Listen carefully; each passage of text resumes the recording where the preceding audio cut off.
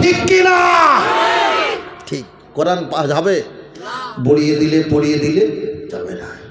কি করে করবে কোরআন ধ্বংস? আগুনের কি তেজ, আজ বিশ্ব জুড়ে বেঁচে আছে কোরআনের হাফেজ।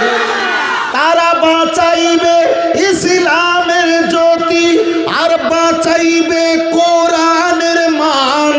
তবু বিশ্ব থেকে হারাবে না পবিত্র আল কোরআন। তবু বিশ্ব থেকে হারাবে না পবিত্র আল কোরআন।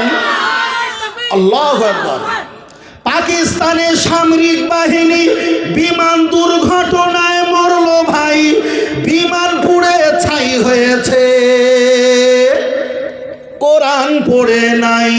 কোরআন যেমনি ছিল তেমনি আছে, একটা পৃষ্ঠার হইল না বিলান। তবু বিশ্ব থেকে হারাবে না পবিত্র আল কোরআন।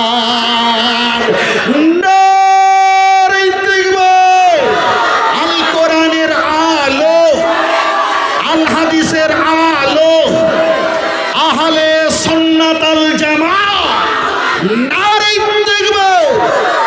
তাহলে কোরআন যদি কেউ ধ্বংস করতে আসে পারবে কি? পারবে? আমার জামাই কি কোরআন পড়তে পারে? পারে না। যদি কোরআন ধ্বংস করে আমার জামাইকে চিনতে পারবে যেটা কোরআন? চিনতে পারবে? পারবে না। পারে না। জামাই তো কোরআন পড়তে পারে না, জামাই পারে না। আগে বলে তোমার ঘর সামলাও, তারপরে পর। আমার ঘরে তো আগুন ধরে গেছে, কথা বলে না, আমার ঘরে আগুন